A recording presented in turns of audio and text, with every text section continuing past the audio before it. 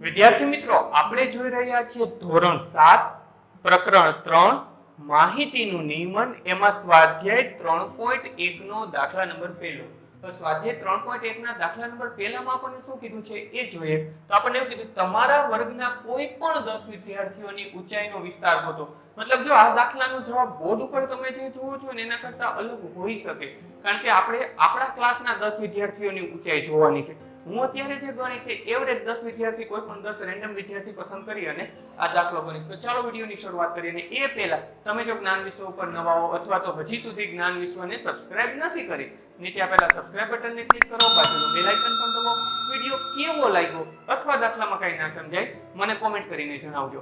તો હવે આપણે શું કરીએ, તો આપણે કોઈ પણ 10 વિદ્યાર્થીઓ પહેલા પસંદ કરીએ. હું અત્યારે મારી રીતે 10 વિદ્યાર્થીઓ પસંદ કરું છું, એટલે એમ જ. તો આપણે લખીએ, અહીં લખીએ વિદ્યાર્થીઓની ઊંચાઈ. હવે 10 પસંદ કરવાના છે. ધોરણ 7 ના આપણને વિદ્યાર્થી કીધા છે, તો 7મા ધોરણમાં લગભગ ઊંચાઈ 100 110 થી લઈને 125 130 હોય. તો આપણે રેન્ડમ ગમે 10 ઊંચાઈમાંથી પસંદ કરી લઈએ. તો હું પસંદ કરું 120 cm. પછી પસંદ કરીએ ચાલો 122 cm, 110 cm, 115 cm,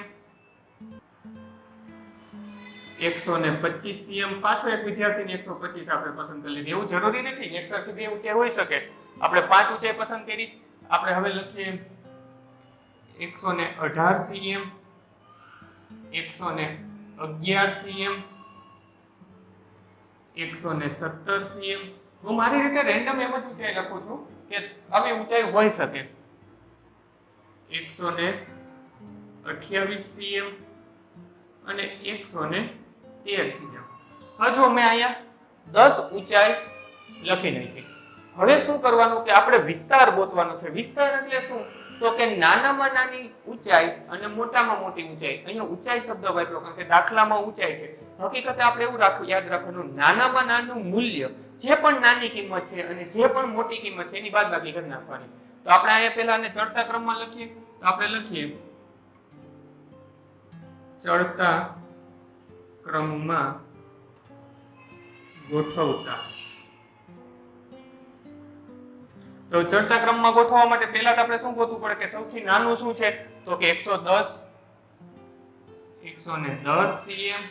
ત્યાર પછી કોણ આવે છે, તો કે અહીંયા 111 છે. તો આપણે 111 લખી નાખશું. આપણે નીચે લીટી કરતા જાય એટલે આપણને ખબર પડે કે આપણે આ વસ્તુ યુઝ કરી લીધી. 111 cm. હવે 111 પછી કોણ છે, તો કે 113. તો આને આપણે યુઝ કરી લઈએ 113 cm. ત્યાર પછી છે 115. તો આને પણ યુઝ કરી લઈએ 115 cm. હવે કોણ આવશે 115 પછી, તો કે આપણી પાસે 117 વાળી એક ઊંચાઈ છે. તો આપણે અહીંયા લખી નાખીએ 117 cm. ત્યાર પછી કોણ છે, તો કે 118 વાળી એક છે. તો એને લખી દઈએ આપણે 118 cm. ત્યાર પછી તો કે 120 વાળા આપણી પાસે છે. અહીંયા આપણે લખી નાખીએ 120 cm. ત્યાર પછી આપણી પાસે છે 122 વાળું એક. તો આપણે એ લખી નાખીએ 122 cm. 120 અને 122 થઈ ગયા. ત્યાર પછી છે આપણી પાસે 125 વાળું. તો આપણે લખી નાખીએ 125 cm. અને છેલ્લું આપણે લખી નાખીએ 128 cm. તો હવે આપણે જુઓ, આપણી પાસે સૌથી નાની ઊંચાઈ 110 છે અને સૌથી મોટું 128 છે. તો વિસ્તાર ગોતવા માટે મેં તમને કીધું એમ કે છેલ્લામાંથી પહેલું બાદ કરી નાખવું. તો આપણે લખીએ વિસ્તાર, અથવા તો તમે એવું પણ લખી શકો માહિતીનો વિસ્તાર, કારણ કે આપણું ચેપ્ટર જ માહિતીનું છે. તો શું આવશે, મોટામાં મોટો પ્રાપ્તાંક કયો છે આપણો, તો 128. નાનામાં નાનો કયો છે, તો 110.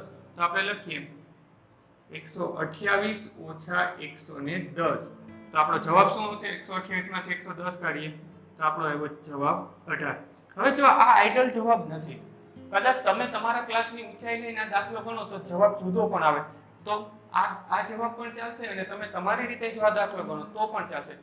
વિડીયોને પોઝ કરી આ જવાબ તમારી નોંધપોથીમાં ઉતારી લો, ત્યાર પછી વિડીયો ચાલુ રહેવા દેજો, કારણ કે પહેલા પછી જે બીજો દાખલો છે એની લિંક નીચે ડિસ્ક્રિપ્શનમાં આપી દીધી છે અને થોડી જ વારમાં ફોટો સ્વરૂપે આવી જશે. સ્વાધ્યાયના બધા જ દાખલાની લિંક નીચે ડિસ્ક્રિપ્શનમાં છે, તો ત્યાંથી પણ તમે જોઈ શકશો. બાળ મિત્રો, વિડીયો જોવા માટે ખૂબ ખૂબ આભાર. આ વિડીયોને લાઈક કરો. જો હજી તમારા મિત્રો સાથે આને શેર ના કર્યો હોય તો આ વિડીયોને શેર કરજો અને મારી આ ચેનલને કે જ્ઞાન વિશ્વને સબસ્ક્રાઇબ કરવાનું ભૂલતા નહીં. ચોક્કસથી આ ચેનલને તમે સબસ્ક્રાઇબ કરજો. Thanks for watching. ફરી મળશું બીજા વિડીયોમાં.